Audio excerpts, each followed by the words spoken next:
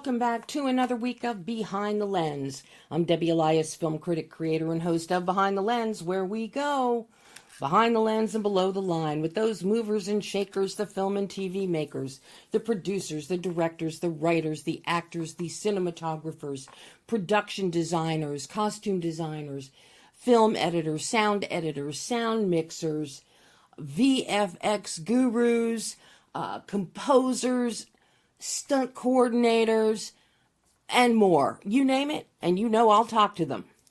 It's an interesting movie mix for you today, as you're going to hear from director Duncan Skiles talking about his new film, Neighborhood Watch, while director LORCAN Finnegan discusses his latest film, The Surfer. Both films are as different as night and day, showcasing storytelling creativity and some incredible and indelible performances, most notably from Nic Cage in The Surfer. I'll tell you right now, this is one of my fave films of 2025. And definitely one of Cage's best performances. He just gets better and better with age, let me tell you. But first up, we're going to talk about Neighborhood Watch. I like this movie. I really like this movie. It's the story of Simon, who is beautifully played by Jack Quaid, a young man grappling with mental illness, who becomes convinced that he has witnessed an abduction of a young woman. When he reports it to the police, and they refuse to believe him, he reluctantly seeks the help of his neighbor Ed, who is played by one of our heartthrobs, Jeffrey Dean Morgan, a jaded, retired security guard with his own troubled past. And he's not happy that he's retired. So that makes him grumpy from the start, which is very key in the relationship dynamic of these neighbors. As the unlikely duo delves deeper into the mystery, their pursuit of the truth forces them to confront not only the dark secrets surrounding the disappearance, but also the unspoken wounds that haunt both of them. Both men are wounded, both are flawed, and we see them at different points in their lives and how they really, a developing friendship helps heal each of them, in a manner of speaking. It's like turning the pages of Hardy Boy's book or a Nancy Drew mystery. I love it. We don't see enough mysteries. At its core, this is a mystery that has some great characters, some super sleuths, everyday run-of-the-mill super sleuths who are going to solve this mystery. Directed by Duncan Skiles, who you may know best for directing The Clove Hitch Killer, Neighborhood Watch rises and falls on the compelling mystery plot and the performances by Jeffrey Dean Morgan as Ed and Jack Quaid as Simon. As you'll hear from Duncan in this pre-recorded exclusive interview, he was drawn to writer Sean Farley's script for its unique and heartwarming dynamic between Ed and Simon. Duncan found it sweet, bittersweet, not overly sentimental. The script had a mix of elements, thrills, mystery, and comedy, which appealed to him and which he brings to life with a naturalistic look and feel thanks to cinematographer Luke McObry. After Clove Hitch Killer, Duncan was looking for something lighter, and the script was an easy read where he found himself rooting for the characters and wanting to spend time with them. The script's ability to create characters he cared about was the key factor that made him want to direct Neighborhood Watch. It took Duncan over a year to cast this film. It was shot on 18 days on a very tight budget, and it showcased Birmingham, Alabama's suburban locations, which played into the naturalism of the story that's unfolding. The editing process was very detailed, which you're going to hear Duncan go into discuss at length. So it was detailed, it was lengthy, and it focused on maintaining tension and humor, which was not easy to achieve. Jojo Draven's score, which is melodic and synthetic, just enhanced the film's emotional depth. But what soars in Neighborhood Watch? The performances of Jeffrey Dean Morgan and Jack Quaid. Believable, resonant, and they make you care about Ed and Simon. You quickly become invested in these characters, particularly Simon, as he deals with his mental illness. As if the mystery story isn't enough, this is where Jack Quaid rivets you to the screen. His nuance and intensity when he has attacks, in quotes, will have you holding your breath, waiting to see if the attack will pass or intensify. And when this happens, Jeffrey Dean Morgan as Ed is our eyes and ears and heart. And his reaction is what we are feeling and seeing as we watch this. Building on that are some incredible visuals by cinematographer McCobrey that try to give image for us for what Simon is feeling. It's just wonderful work on all counts. A big contrast to Duncan's prior darker works. This marks a shift in his storytelling as he very successfully balances suspense with heartwarming themes. So take a listen as director Duncan Skiles and I break it all down for you as we discuss Neighborhood Watch. Duncan, yes. Neighborhood Watch. Talk about an endearing film. I'm watching this and watching this relationship between Ed and Simon develop and grow. The performances by Jeffrey Dean Morgan and Jack Quaid are fantastic. Their chemistry is amazing. But throughout it, the whole thing plays like I'm reading a Hardy Boys book. This is an honest-to-God mystery. Yeah. And we don't see too many things that are actually mysteries. And that's what this is, Duncan. And you play it out so well. Your cinematography, there's a naturalism to it. You've got great visual grammar that you and Luke developed for this one.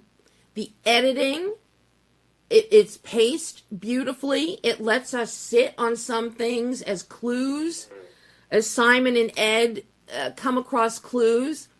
It is really an endearing and entertaining film. I thoroughly enjoyed this. Thank you so much. I'm really glad to hear that. Got to give credit to Sean Farley, who wrote the script and created those characters and pulled me in when I first read it. Yeah, what did you think when you first got this script and you took a look at it? Oh, I thought this is sweet. Mm-hmm. And yeah, I was drawn to the dynamic between Ed and Simon.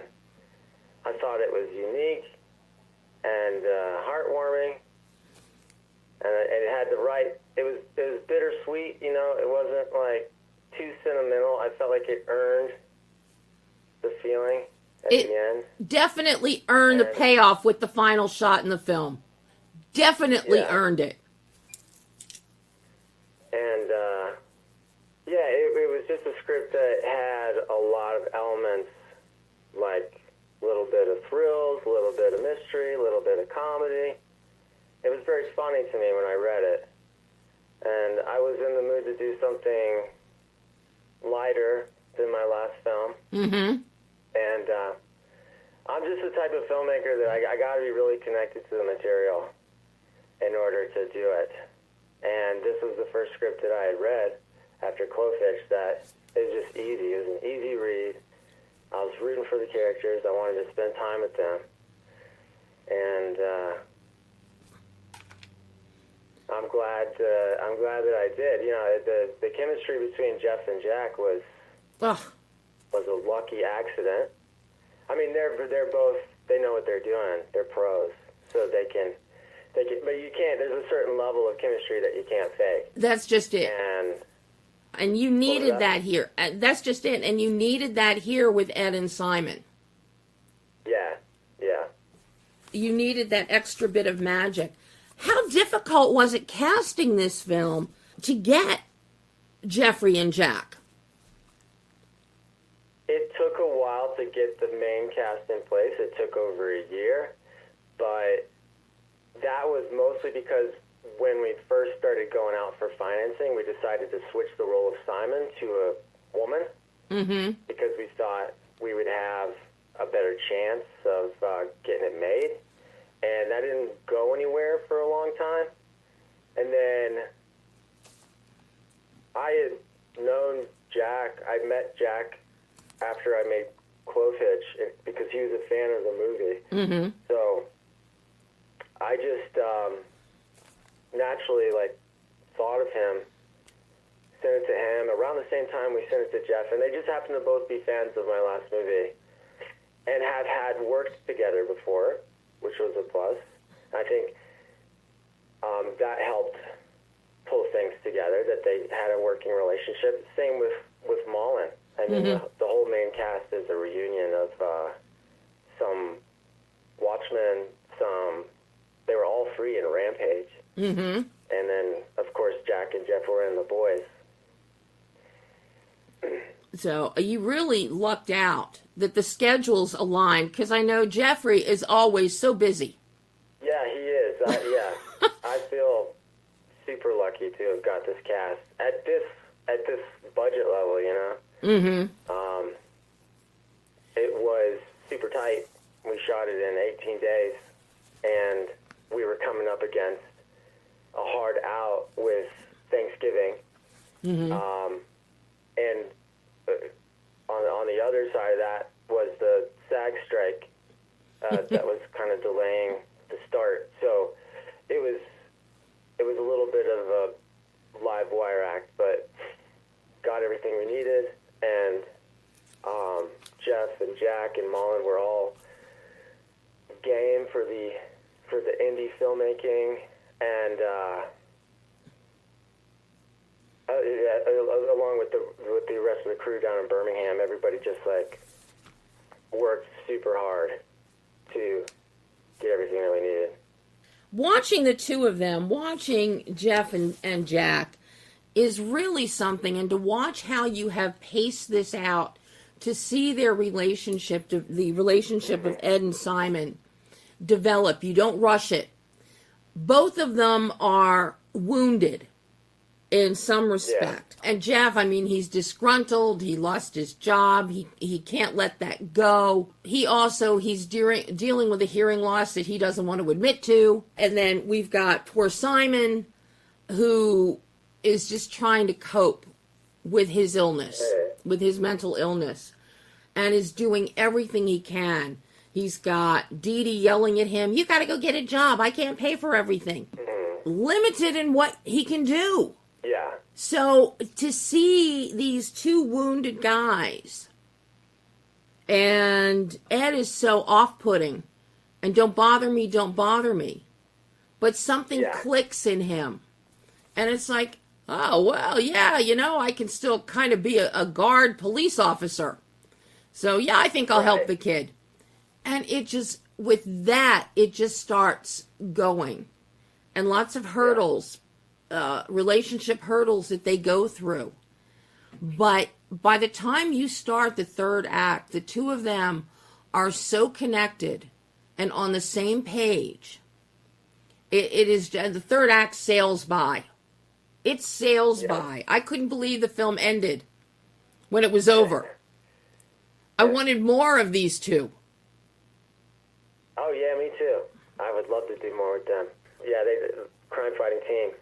They're a wonderful crime-fighting team. Yeah. Now, Duncan, when you read the script and you decided, I'm going to do this, did you start visualizing the film so that when you and Luke got together, and I know Luke was your DP on Clove Hitch, you were able to sit down and start developing a visual grammar for this? Because your visual tonal bandwidth is very important here. It mirrors your emotional bandwidth. It's not contrasting. They're running concurrently. They're overlapping each other as one. And I like seeing that in a story like this. So I'm curious about when you started visualizing this and then sitting down with Luke and coming up with the visual grammar to deliver what we have. Yeah, the main concept was playing things kind of straightforward visually, which I took really far in my last movie, and I don't know, I just kind of, like, the movies that really affect me, they don't go out of their way to be flashy. You know, we looked at Midnight Run as a reference, and that was by Martin Brest, and I just thought it was very solid. It was like style in service of the story. So we try to keep it simple in terms of coverage and where we put the camera, and like you said, let certain things play out. And then when Simon is having an episode, it goes more stylized. It goes very close to Jack, and it goes to wide-angle lenses, and the whole approach becomes like more subjective. Mm-hmm. And so those were the two modes. But in terms of like perspective in a normal mode, it's really like it's a dual protagonist story. Yeah. So that was kind of how we shot it, is like both of the characters have equal perspective and equal weight, and we just treat them like, I mean, I just didn't want anything to be distracting from their story. Mm-hmm. And that was kind of it. That was what led my intuition. And then of course I like naturalism.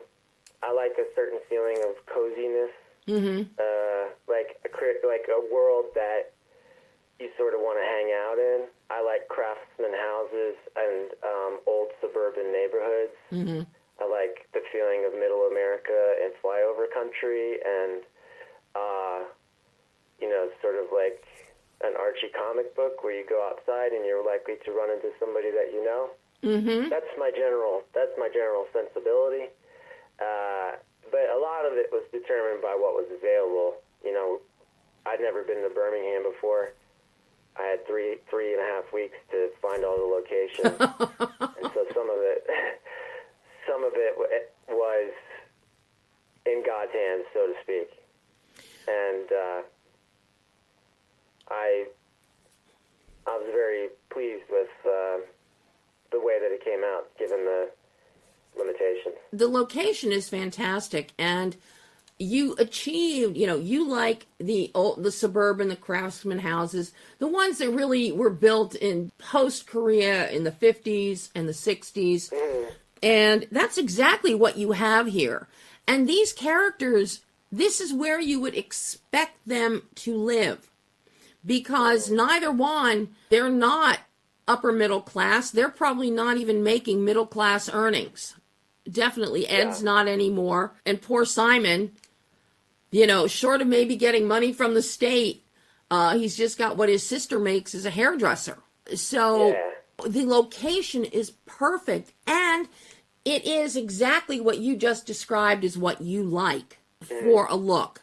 So you achieve that. And to find something like Birmingham, and you get that great abandoned lot, which works so well, and it's a nice contrast to the homes, to the residential streets. So every small town, Midwest, down south, back east, those suburban neighborhoods that have been around forever, they're going to have an empty, broken down lot, abandoned lot, like what we see, right next to nice little family homes. So your location, you did a great job finding this and then showcasing that and working with Luke. We really get a great sense when we're inside, especially inside Ed's home. We feel that's suburban life, that 1960s almost suburban life, which fits in with why I felt like I was reading a Hardy Boys book. Yeah, well, good. I'm a big fan of the Hardy Boys. There's something really charming about it. And I got to give credit to Adam Pruitt, the production designer, who, like everybody else, had not enough time and not enough money, but he pulled a team together and was able to fine-tune the world in the direction of what you're talking about, with like really really creating that sense that Ed is like a relic of the past. Mm-hmm. You know. Yeah, you see that with what's on the really, walls. Not really relevant to society anymore. Yeah, I mean, you see it with how his house is decorated, the chair he likes to sit in, the stuff on the walls. He likes to drive. Yeah, so you really put us into, you created this world, and you really immersed us in it. And because of the nature of the straightforward lensing that you and Luke did, it feels like we are right there with them. Mm-hmm. We are going to the DMV, trying to get information. We are going to that abandoned lot. We are walking down the alley. We are looking for clues in the street. It's not voyeuristic. We are right there with them. And a lot of that, while you go straight forward with your shooting, there's some nice play. Luke has some nice play with the focal length when you've got foreground and background with Ed and Simon. Yeah, and two-shot. And I love, you got the foreground and background, and there's adjusting with focal length depending on who is actually opening their mouth or saying something of importance at that moment. And you've got beautiful dutching in the third act when Simon comes rushing in to save Ed. That was gloriously shot, Duncan. Gloriously shot. Thank you so much. And you even have nice blood work. I have to tell you, nice blood work in this film. Oh, great. You know. Yeah, it was supposed to be a lot more. But I think it's a good amount, and I'm glad it looks good on screen. Thank you so much. The color of it is great, and the amount is great. When you look at where the injuries are coming from, anything else I think would have been overkill. So sometimes having a limited budget, because blood isn't cheap, having a limited budget can be a help to you when you have to scale back on something. Oh, for sure, yeah. This was all about embracing constraints. Yeah. And making the most out of what we had, and using limitations as an opportunity. I went into it with that mindset. Well, that was a good mindset to have, and you used it to your best advantage. Now, how challenging was the editing on this one? Because you really wanted to keep that mystery going. You needed to build up tension, but you also have comedy that comes from the conversations between Ed and Simon. A one-liner here, a comment that, okay, Simon doesn't understand, or something Simon says and Ed doesn't understand it, and you get these great quizzical looks. And you really want to sit on those, but you don't want to sit too long. So I'm curious about your editing process and the challenges that you and Cody had. Well, as with all feature edits, after seeing the initial cut, I wanted to kill myself. But I'm experienced enough at this point to know that that's normal. And then there was just like a month of going through the takes, and that was probably the most enjoyable part of the whole thing for me, was just feeling it out scene by scene, and getting, making myself laugh. Because I shot the movie, and then I took a couple months off, and so when I came back to it, I had an assembly, and I had a little bit of a fresh perspective. So I could go through it with Cody scene by scene, and just kind of make it work for us. And then once we got through a whole rough cut like that, we did a test screening, and that went very well. That was like a friends and family screening, and that showed me some more stuff to fix. And then there was some helpful feedback from the producers about switching takes here and there, and getting more subjective with Simon's episodes, bringing those back a little bit throughout the movie. So it was collaborative, and it was mostly intuitive. I'm an editor myself, That's what I do to make most of my income, freelance editing. So it's just really like being in touch with my own reaction to the material. Mm-hmm. Well, it definitely worked. Your collaborative efforts there worked. The performances are so good. Like, yeah. It's like I went into this thing knowing that we were kind of up against it in terms of the challenges, but I knew that I had a great script and I knew that I had great leads, right? And so I couldn't mess it up too badly. And those guys, like, they know what they're doing. They delivered. And so just having that to work with, it's like I'm already ahead of the game. They did a great job. Yeah, they did. And especially, kudos to Jack. When Simon has his episodes, they are so heartbreaking. And the intensity that Jack brings to that. And then, because that's where the camera work gets different and stylized. And Luke really, when he, pushes in on with an ECU, it's just amazing and it's heartbreaking. And it just makes you love these characters even more. Yeah. Jack made himself very vulnerable, and he put a lot of trust in me, and I'm thankful for that. Yeah. Amazing job. Very different than what everybody's seeing him doing now with Novocaine. Right. Now, another element of this film that you did not overlook is your score. Working with Jojo Draven, what were you looking for as a musical undercurrent here? Well, that is a big question. I was looking for something that kind of started off, I wanted something very melodic and memorable, and something that kind of started off analog and slowly morphed into something that felt more synthetic by the end. It was like a tall order, and JoJo, given the amount of time that she had, did a great job.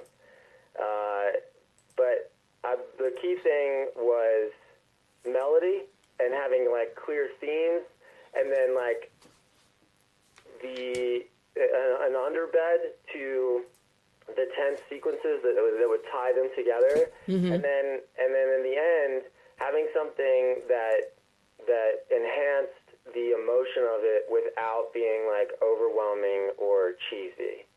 And I think that she nailed all that stuff. There's nothing cheesy about the score. So don't worry yourself. There's nothing cheesy about it. It fits this whole vibe. It fits the suburban vibe. It fits Ed and Simon. It's not jarring. It doesn't go against type that you have created with this partnership. Yeah. No, it works really well. The whole package works really well, Duncan. So I've got to ask you, Neighborhood Watch is obviously the other side of the spectrum from Clove Hitch. What did you learn about yourself as a filmmaker in making Neighborhood Watch? Because it is so different than what you have previously done. What did you learn about yourself making this film that you can take forward into your future projects? Well, I think I like to please an audience, and I like people to come out of movies feeling good.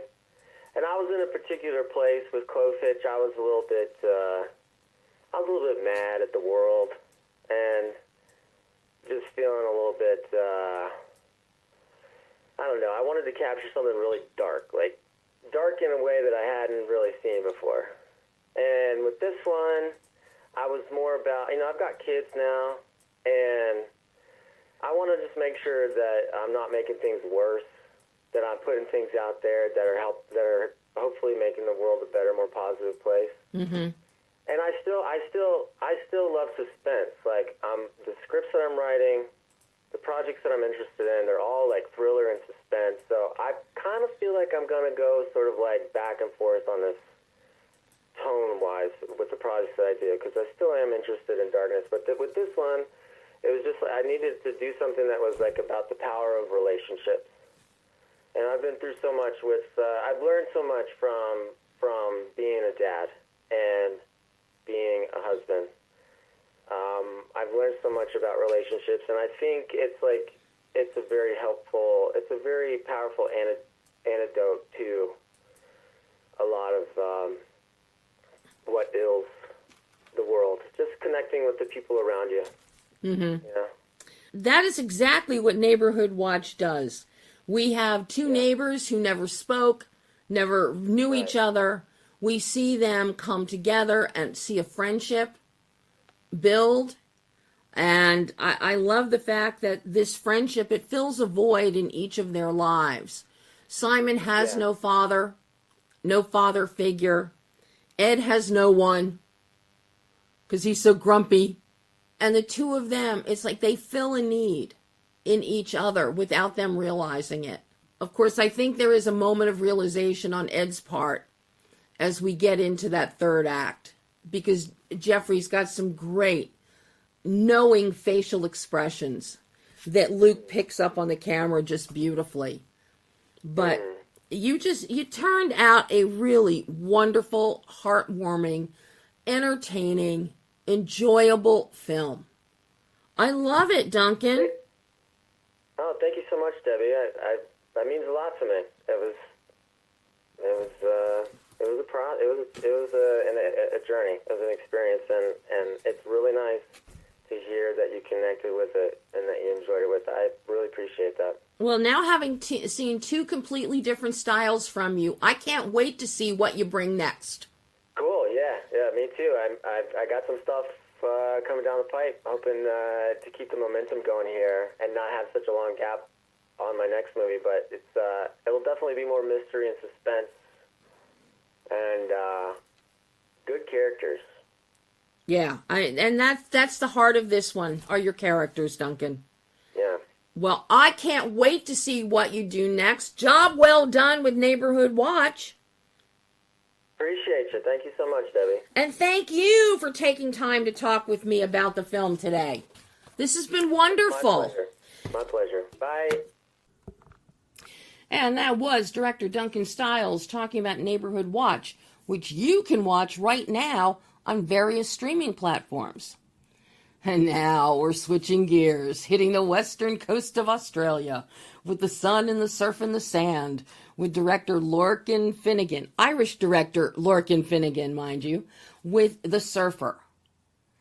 A total mindfuck and a batshit brilliant performance by Nic Cage. Needless to say, I love this movie. A psychological thriller directed by Lorcan, written by Thomas Martin.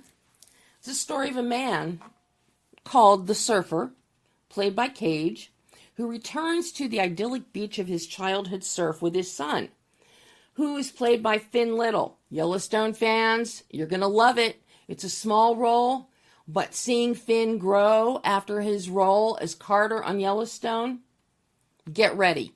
And considering that Finn is Australian, you're going to see him in his natural element. But I digress.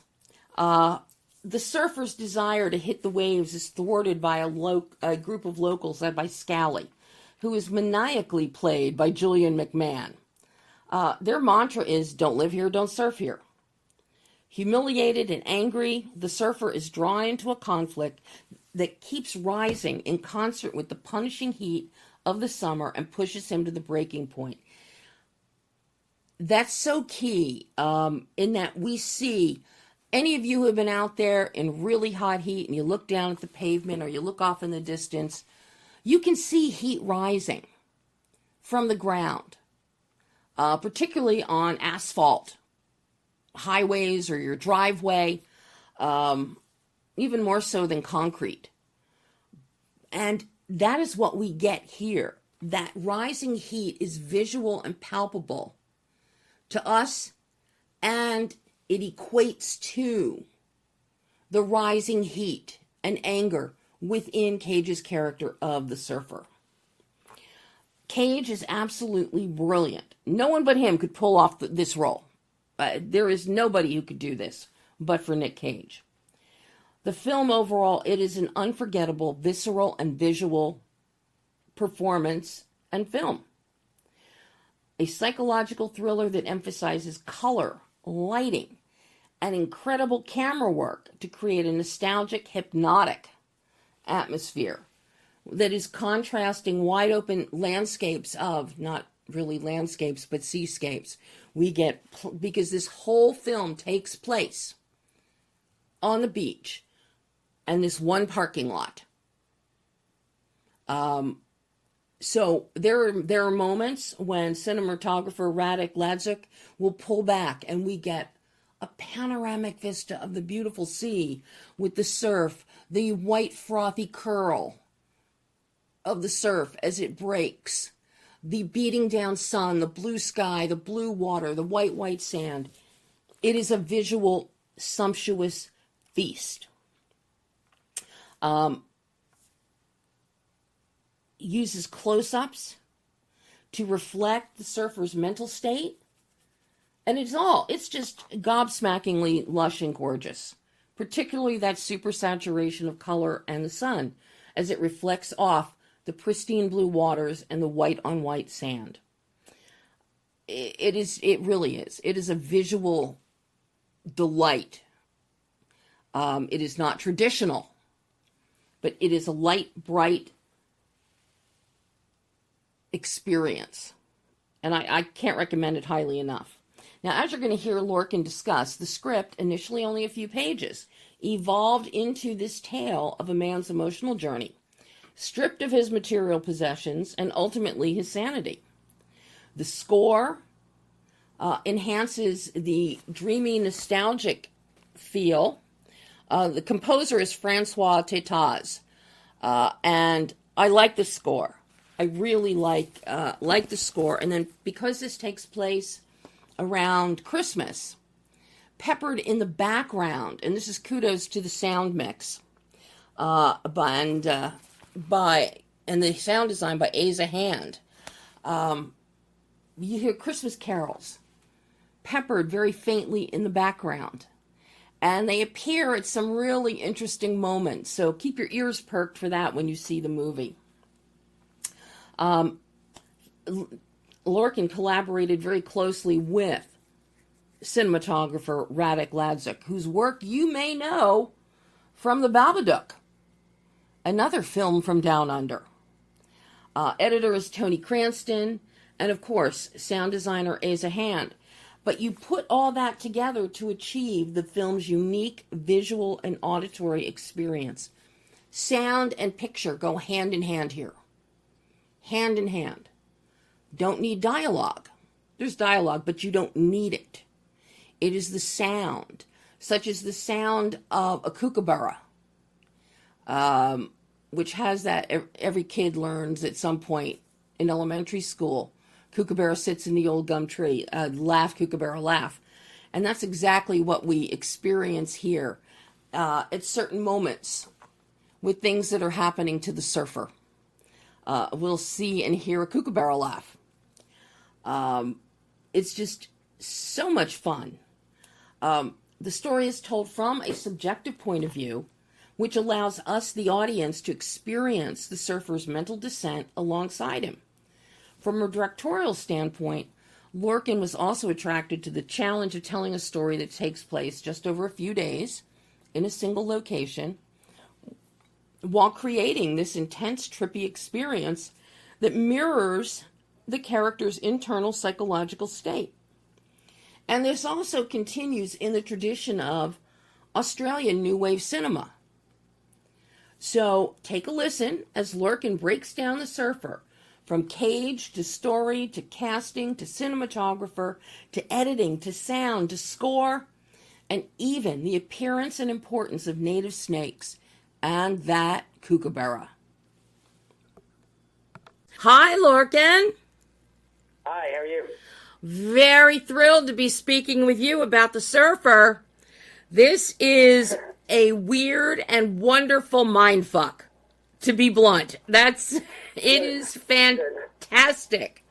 It is visceral. It is an unforgettable, visceral and visual experience. Nobody but Nic Cage could have pulled off this role. And what you have done Your visuals and your sound tell so much of this tale. You don't even need dialogue. You could just watch this with no dialogue and understand what's going on. And that is a testament to you as a storyteller. Oh, thanks. What was it when you were talking with Thomas Martin about this story and you got this script? What jumped out at you that made you want to tell this story, and how you thought you could elevate it for the big screen?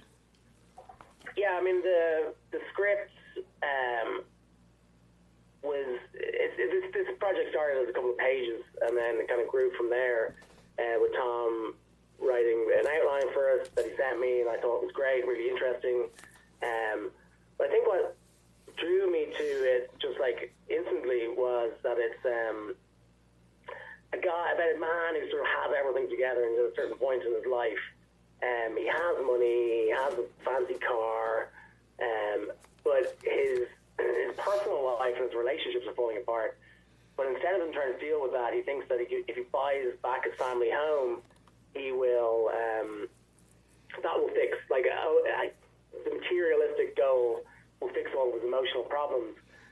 But instead what happens is he ends up being stripped of everything slowly across a few days.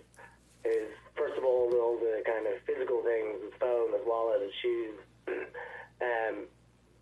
car, and then like his dignity, his mind in this Australian heat, and so to me it felt like a Jungian journey, this strange kind of story that takes place over only a few days in a single location.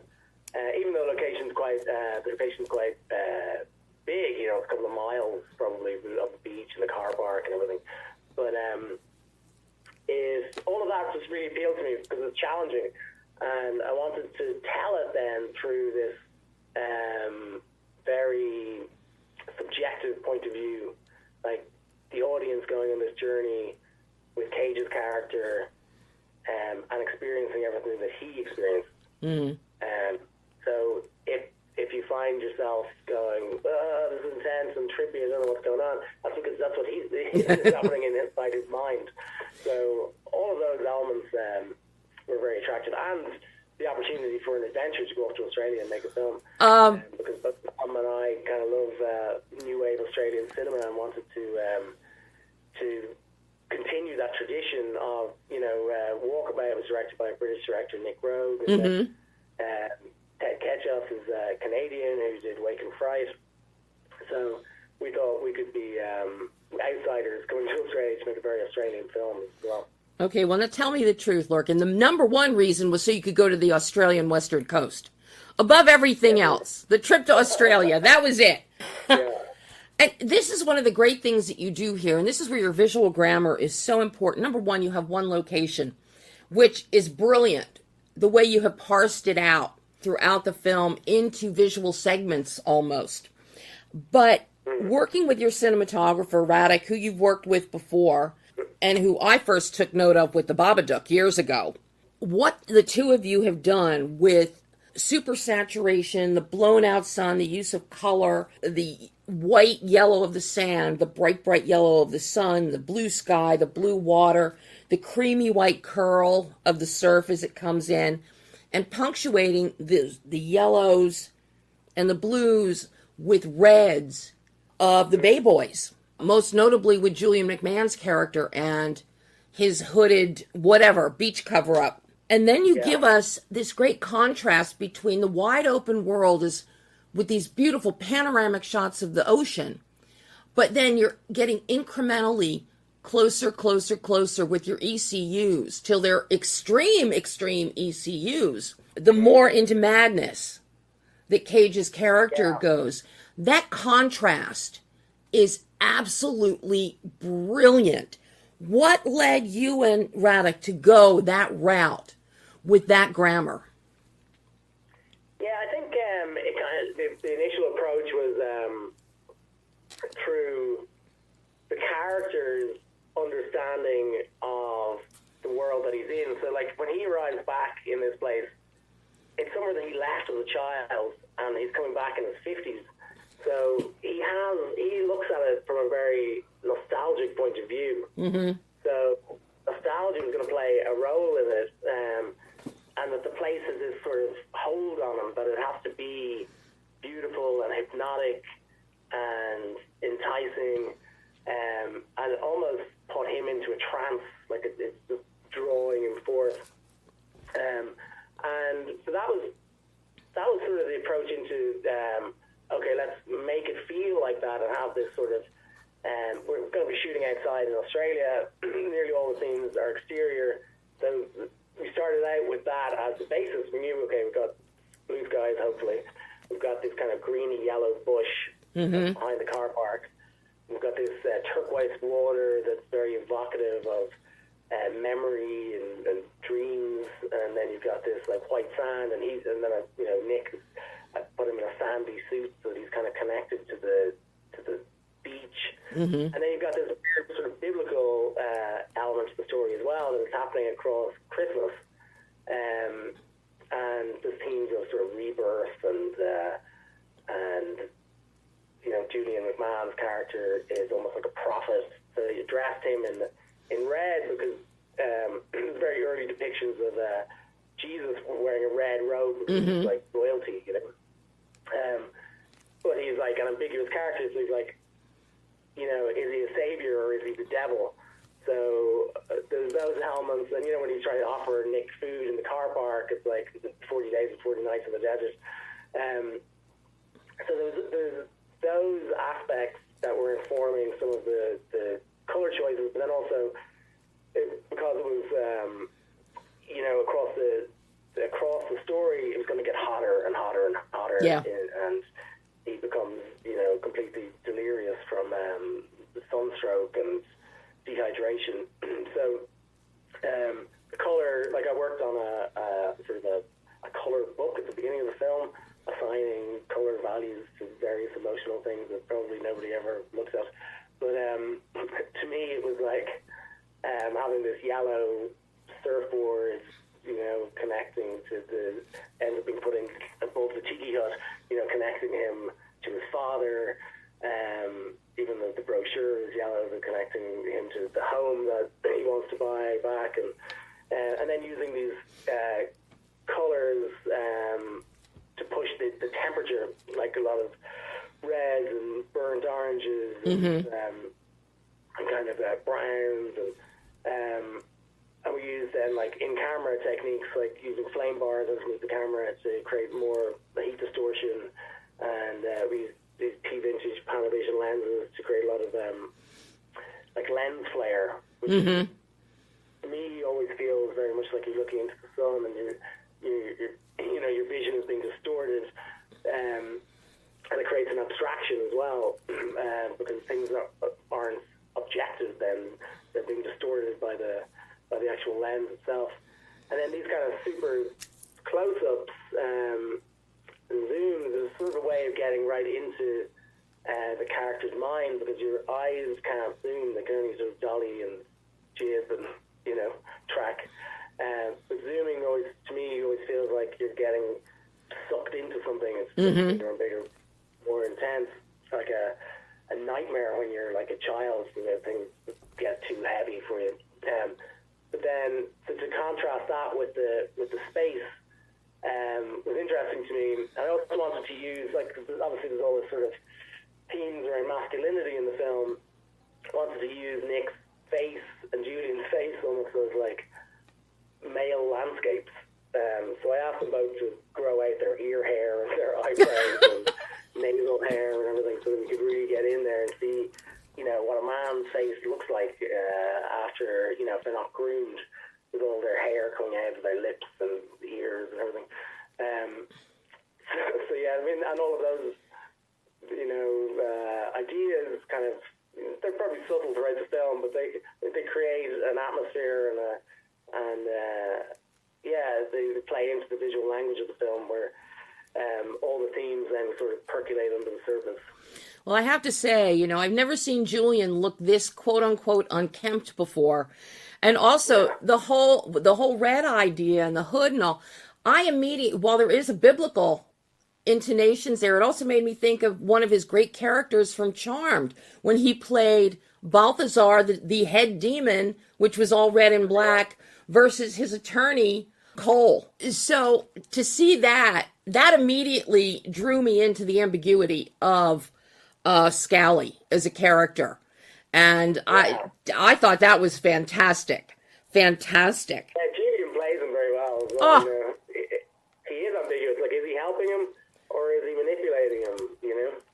Well, and then you bring in your editor, Tony Cranston, who you worked with on all of your prior films. I love the rapidity, the pace that you come up with, the montages of insanity and declension into insanity within the mind, and the drug-induced episodes as well. Yeah. But then you give us some relief that I found very entertaining with transitional shots with nature, with the snake slithering, with the kookaburra, which I thought was hilarious because it's almost like he's laughing at what's happening. How challenging was this edit? Because then you also have your sound on top of that. So you've got Francois' great score, but then you have impeccable sound mixed in that matches your visuals with waves and wind. And all of this plays into the psychological terror and tension that's building. So I'm curious about the challenges you and Tony faced. Yeah, I mean, it was actually really enjoyable because we actually had quite a tight post schedule, even though we had enough weeks, but we just didn't have any days off if we were to try and hit the Cannes deadline. So I think we only took a couple of days off at Christmas and then 1 or 2 Sundays or something. But that allowed us to just really get into it, and we got like a good edit quite early on, and then we were discovering that like the more we played with it, the better it was. And I mean, we were both inspired by Nick Rogue's editing style in all the songs really, and Tony, I think maybe it was Don't Look Now, I think inspired Tony to become an editor in the first place. So we always knew we wanted it to be a certain type of thing, and you know, there was some stuff that we were shooting during the production that wasn't in the script necessarily, but there was sort of images that I knew I would use somewhere. I wasn't even sure yet where I'd use them, but I had some intuition that I needed shots of like his father's hand and this boy running on the beach and a figure in the water and Nick in the water, and like this kind of trying to link his past with his father and his future as well simultaneously in a kind of way that makes sense if you're in a dream. Mm-hmm. When you wake up at times and make sense of it all, you're like, oh, but hang on. So we enjoy playing with those elements and where to put them exactly and how to give the audience a feeling that Nick's somehow like dividing as a person throughout the film. And then I've worked with Asa Hand, the sound designer, on my first film, and we had a really good collaboration, but I hadn't had a chance to work with him again until this film. And he's great, you know, he loved the scripts, and he had ideas based off the script, and started gathering wave sounds and animal sounds, and we actually used a lot of the actors when we were doing our ADR sessions. We got the actors to make animal sounds, bird sounds, and calls, and I did some, and Asa did some as well. So sometimes the birds and animals that are part of the sound design are actual men. Try and like get that underlying kind of weirdness penetrating, you know, throughout the film. And then Francois' score, like we had it was really challenging actually to find the right music for the film, because it didn't want it to be some sort of cliche music that would appear in, you know, a thriller or whatever, and didn't want it to be overly Australian, but reminiscent of old Australian films in some way. But again, that was the way we found that music was through Nic's character's psyche, in a way, that it was like him returning to this place and having this nostalgic feeling about it. So we discovered dropping a bit of Martin Denny, which we kind of gathered a playlist of different music as we were from script all the way to production. And actually Francois came down to the set while we were filming there, and he knew the beach from his own childhood. Oh. Australian.